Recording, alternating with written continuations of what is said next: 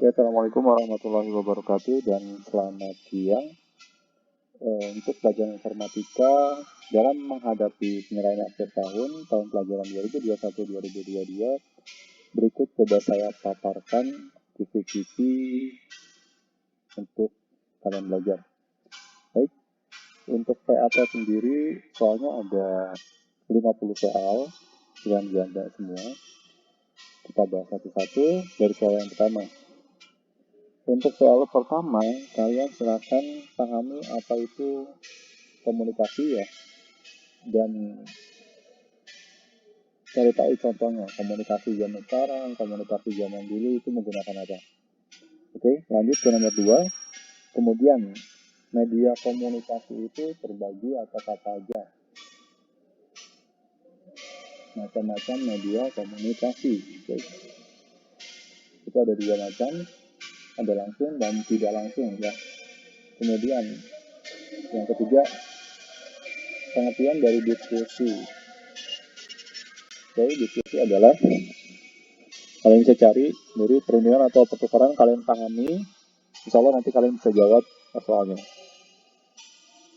Kemudian nomor 4,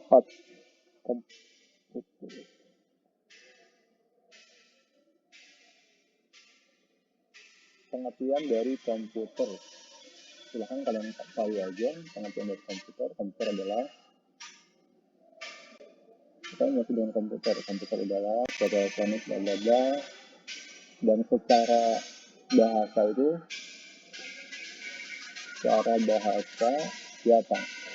Nah ini, komputer diambil dari bahasa Latin. Selanjutnya kalian bisa baca sendiri. Baik, kita lanjut ke nomor 5. Kalian cari tahu siapa pencetus pertama komputer. Bapak komputer. Nah, dia langsung muncul tuh. Kalian bisa baca di situ. Oke, selanjutnya kita lanjut ke nomor 6.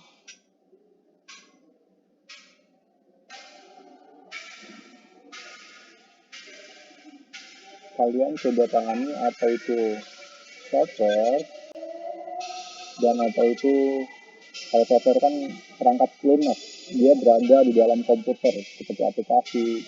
Kalau misalnya di komputer itu ada Microsoft Word, Office, itu kan perangkat lunak, pengolah angka, pengolah kata, ya. Dan untuk presentasi, PowerPoint. Kalau misalkan perangkat keras kayak hard disk, RAM, kamera, itu perangkat keras. Oke, kalian pahami itu untuk nomor 6. Kemudian nomor 7 pun sama. Kalian pahami apa itu perangkat keras dan perangkat lunak. Pengertiannya apa, kalian pasti nanti bisa jawab. Kemudian nomor 8, macam-macam alat penyimpanan dalam komputer. Oke, ada hard disk, ada, kalian bisa baca di situ, ada optical disk, ada flash storage, ada magnetic disk, dan lain sebagainya. Kalian bisa baca contoh-contoh alat penyimpanan komputer. Total ada flash disk gitu kan, dan seterusnya.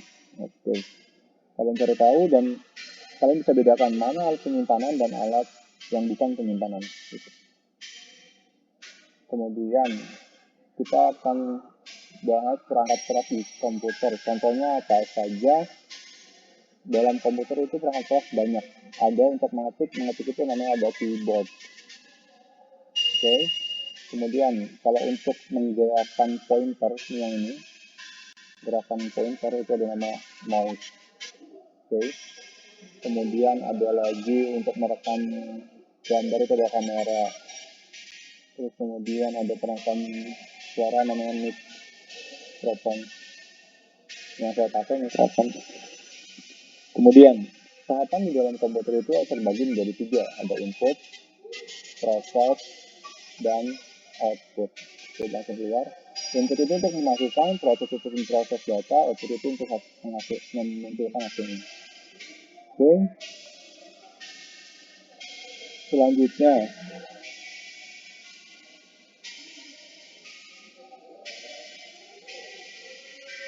Nomor 11. Nomor 11 itu kalian coba pahami apa yang dimaksud dengan e-learning. Oke, e-learning itu apa? Terus kemudian ada lagi e-commerce. E-learning itu belajar online kayak ruang guru. Kalau e-commerce itu perdagangan online kayak Shopee, Tokopedia gitu. Oke. Kemudian nomor 12.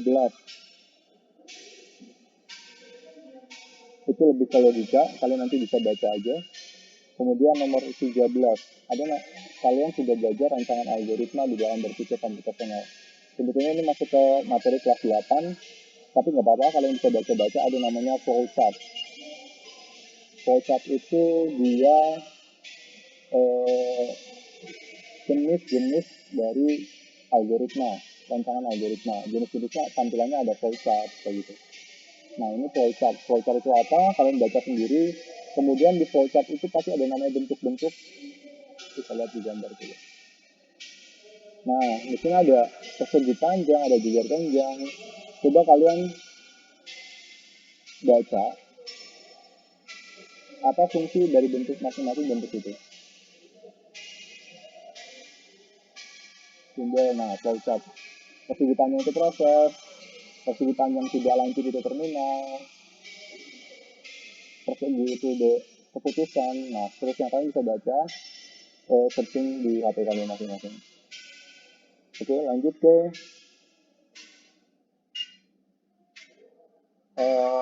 pengertian dari algoritma. Ingat, rancangan algoritma, urutan langkah-langkah, ada langkah-langkahnya itu namanya algoritma.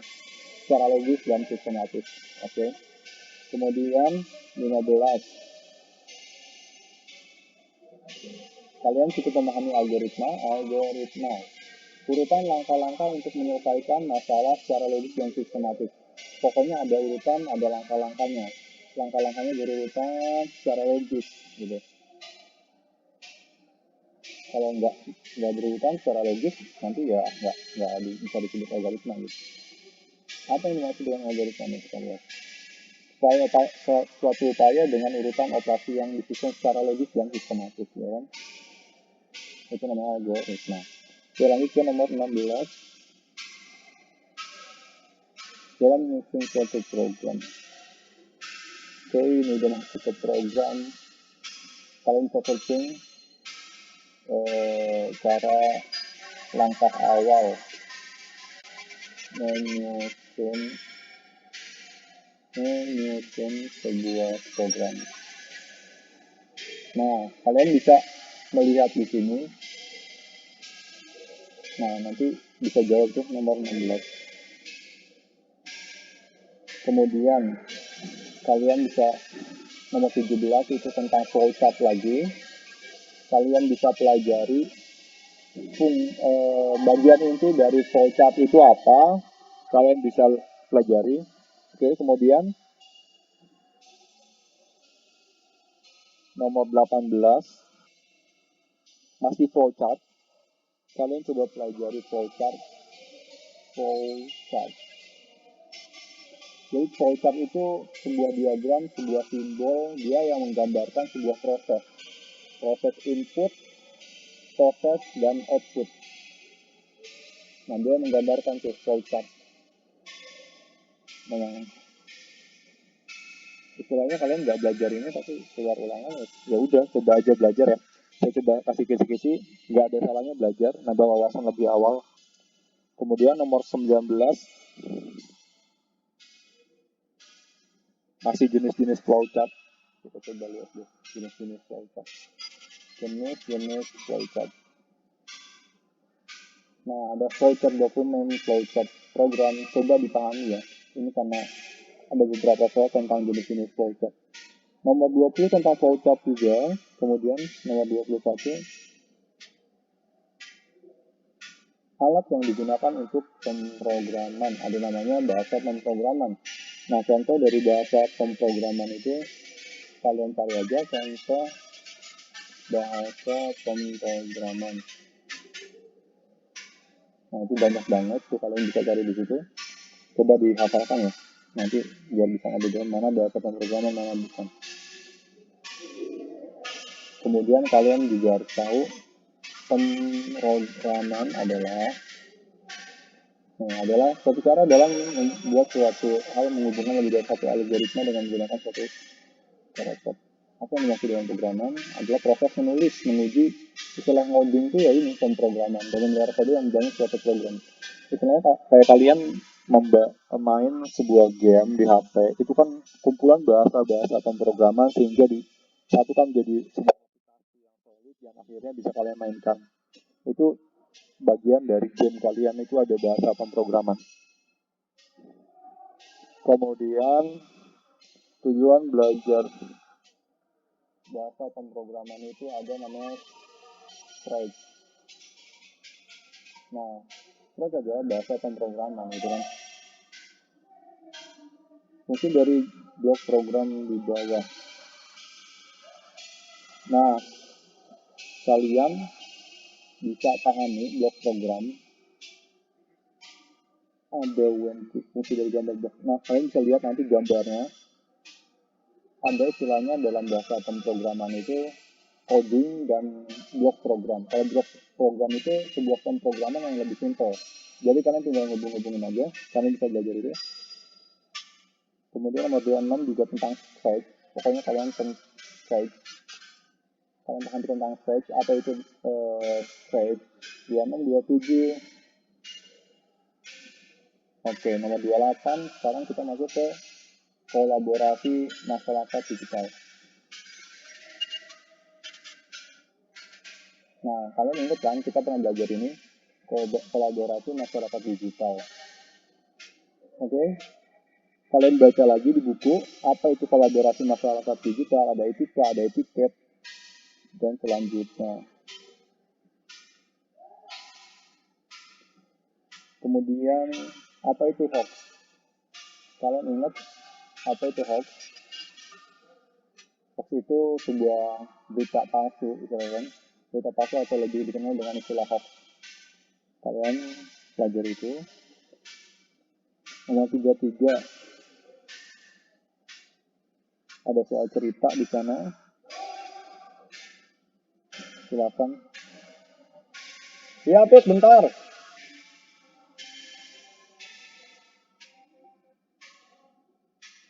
Mudah mencari lowongan. Oke, selanjutnya nomor 34 beberapa contoh perangkat lunak dokumentasi string. Perangkat lunak, ingat perangkat lunak itu adalah software. Perangkat lunak atau software itu sebuah aplikasi yang ada di dalam komputer atau di HP kalian, oke? Kemudian nomor 35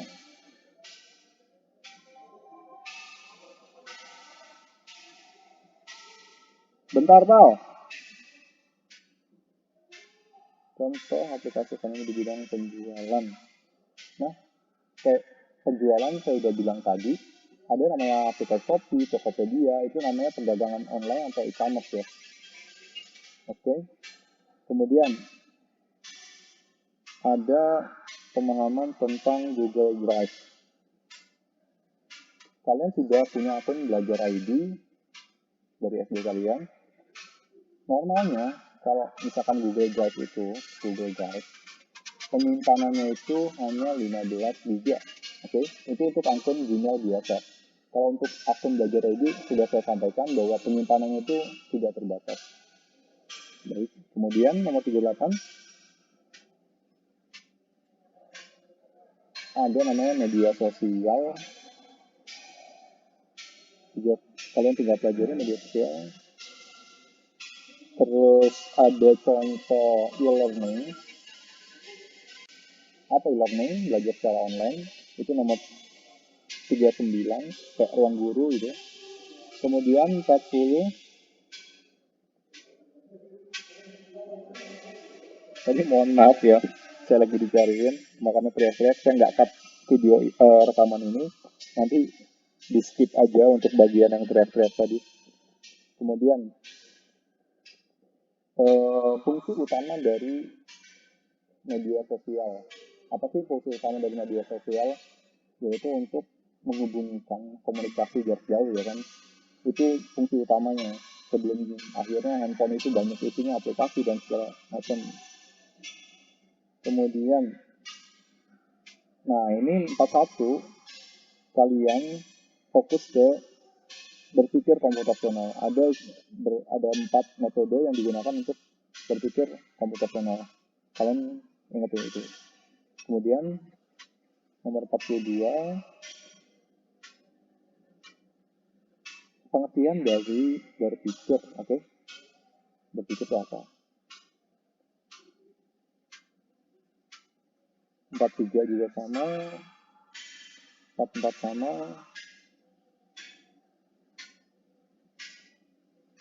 Berpikir langsung, tidak langsung, asosiatif, terarah. Kemudian ingat, ada dekomposisi, ada pengenalan pola, ada abstraksi, dan rancangan algoritma. Oke, dekomposisi itu menyederhanakan masalah yang rumit menjadi bagian-bagian yang lebih mudah, atau masalah yang besar menjadi bagian-bagian yang lebih kecil. Kalau abstraksi untuk menggambarkan, kemudian pengenalan pola itu untuk mengenali pola dari sebuah sistem. Itu nomor 45, 46. Nah, kemudian 47 itu balik ke flowchart. Flowchart itu adalah apa? Kalian harus tahu pengertiannya. Kemudian berpikir dua sisi dari berpikir.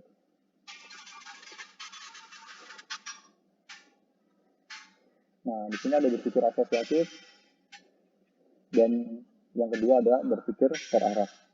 Kalian cari pengertiannya, kalian pelajari, oke? Kemudian ada berpikir komputasional, atau bahasa asingnya itu apa? Bahasa Inggrisnya itu apa? Berpikir komputasional atau computational thinking, ya kan? Computational thinking atau berpikir komputasional. Kemudian yang terakhir, nomor 50, kalian silahkan cari keuntungan dan kerugian dari berpikir komputasional. Kerugiannya mungkin nggak ada sih, istilahnya berpikir komputasional itu udah bagus banget, banyak konsep yang bisa kita gunakan dalam kehidupan sehari-hari. Kalau kalian bisa menerapkannya itu sangat berguna sekali, kan? Kayak dekomposisi, kalian menyelesaikan masalah yang rumit jadi hal-hal bagian-bagian yang lebih mudah. Terus kayak misalkan rancangan algoritma, kalian bisa merancang tuh kayak tugas kalian atau progres belajar kalian mau seperti apa gitu. Oke, saya rasa cukup sampai sini. Semoga bisa memberikan semangat titik-titik ini untuk kalian belajar persiapan PAT. Sukses terus untuk penilaian akhir tahunnya. Jangan lupa juga untuk berdoa ya. Sekian, terima kasih. Assalamualaikum warahmatullahi wabarakatuh.